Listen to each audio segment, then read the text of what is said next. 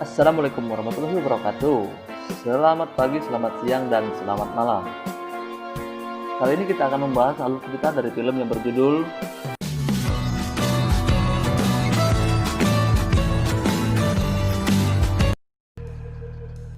Bagi yang tidak suka dengan konten seperti ini, silakan meninggalkan video ini. Karena konten ini konten spoiler. Oke, kita masuk saja ke alur cerita filmnya.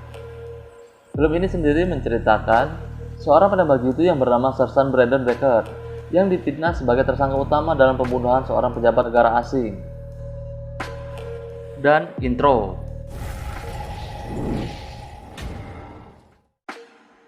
Di awal film diperlihatkan seorang penembak jitu wanita yang sedang membidik sasarannya, yang mana sasarannya merupakan tokoh politik dari negara lain yang sedang berpidato tentang kerjasama bisnis dengan negara Amerika. Tokoh politik tersebut bernama Bruno Diaz dari negara Costa Verde. Di sini masih menjadi misteri siapa dan apa tujuan dari wanita ini. Nanti kita kasih tahu siapa wanita ini. Pada saat itu juga, Tuan Diaz ditembak tepat di kepalanya oleh seorang sniper. Karena ini menyangkut pembunuhan seorang tokoh politik dari negara luar, dan juga jabatannya sebagai Menteri Perdagangan menjadikan kasus ini sebagai kasus internasional. Pemerintah Amerika pun mengerahkan CIA untuk menangani kasus ini. John Franklin ditunjuk sebagai pemimpin dari kasus ini untuk menangkap siapa pelakunya. Di saat Franklin sedang menelpon, datanglah agen Cooper memberitahu kalau tersangka utama dari kasus ini yaitu Brandon Becker. Karena di TKP terdapat rambut dan bukti-bukti lainnya yang menguatkan kalau Brandonlah pelakunya. Mendapatkan clue dari agen Cooper, Franklin pun langsung bergegas memanggil agen-agen lainnya untuk melakukan persiapan penangkapan Brandon. Di tempat lain, Brandon yang sedang bermain game dijemput paksa oleh pasukan Delta dengan peralatan lengkap. Di sini Brandon diperlakukan seperti penjahat tingkat tinggi. Ketika sudah berada di rumah aman CIA, Brandon yang tangannya diborgol sedang diinterogasi oleh agen Franklin. Tiba-tiba datang agen lainnya yang bernama Zack Zero Rosenberg. Agen Zero meminta untuk berbicara sebentar dengan Brandon, dan dia diizinkan tapi hanya 1 menit. Zero pun tak menyia-nyiakan waktu yang ia dapat. Dia berencana membantu Brandon untuk memecahkan kasus ini karena dia yakin kalau Brandon tidak bersalah. Setelah waktunya selesai, Franklin menghampiri mereka kembali.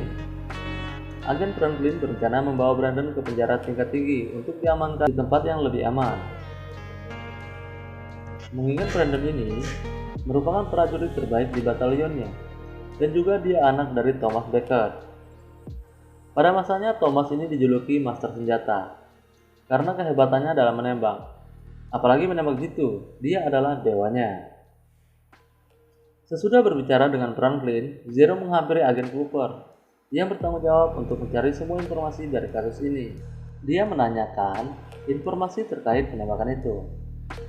Saat dia menonton video pembunuhan itu, dia curiga dengan seorang yang ada di atas panggung. Dia meminta Cooper untuk mencari informasi dari orang tersebut. Dari Cooper, dia mendapat informasi kalau pria yang ia curigai itu bernama Donald Sue, CEO dari Novasil Farmasi, seperti perusahaan farmasi. Lantas, Zero semakin mencurigai pria itu. Karena dari semua orang yang ada di atas panggung, hanya dia satu-satunya orang yang bukan dari politik. Jadi, untuk apa seorang CEO farmasi berada di atas panggung itu? Setelah itu, pasukan yang akan mengantarkan Brandon ke penjara sudah selesai persiapannya, dan mereka pun berangkat. Di tempat lain, seseorang menelpon meminta mereka mencegat dan membunuh Brandon di saat dalam perjalanan. Mereka ini seperti pembunuh bayaran dari Rusia. Benar saja, saat dalam perjalanan, rombongan agen CIA yang sedang membawa Brandon dicegat oleh mafia Rusia. Di sini terjadilah sebuah insiden baku tembak antara mafia dan pasukan pengawalan.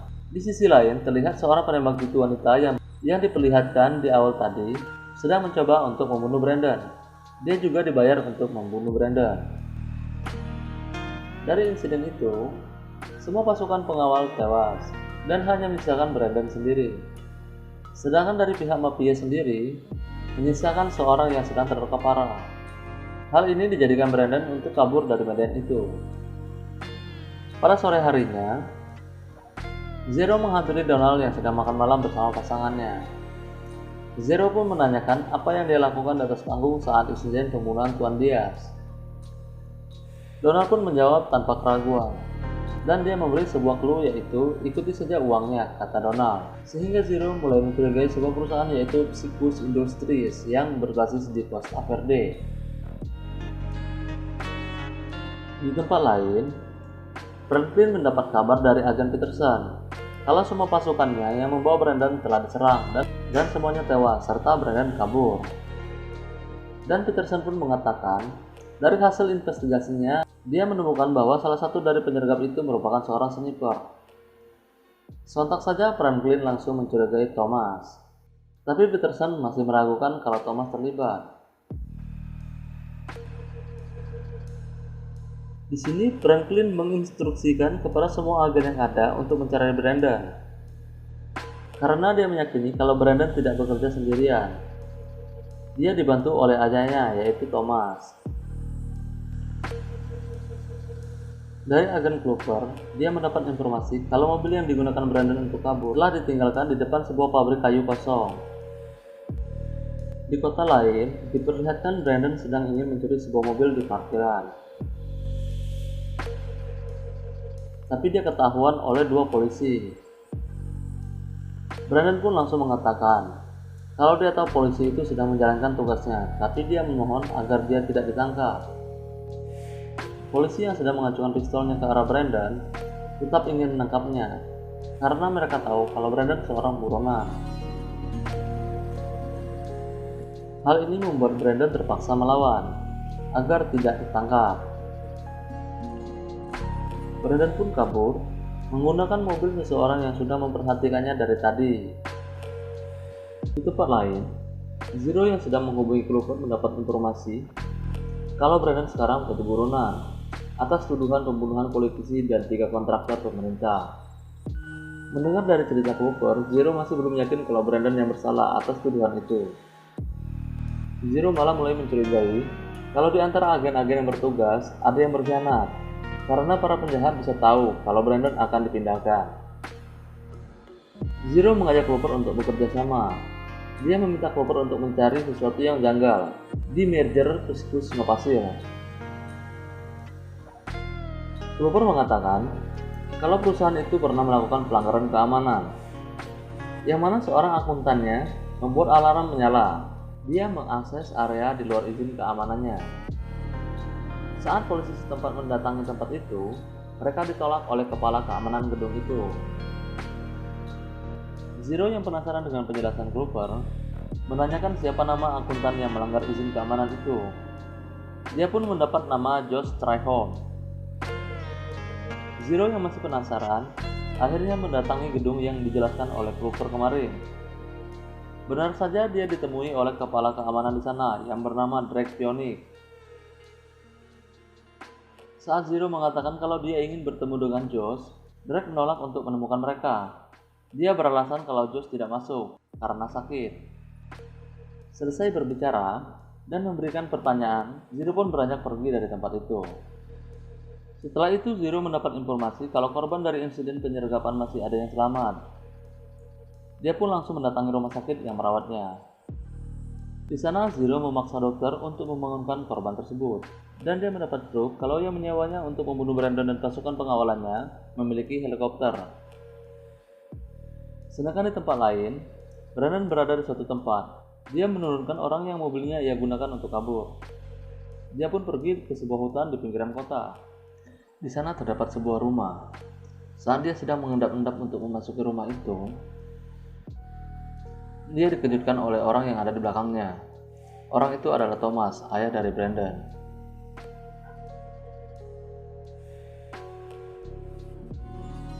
Mereka pun masuk ke dalam rumah. Brandon dan Thomas bercerita layaknya ayah dan anak yang sudah lama tidak bertemu.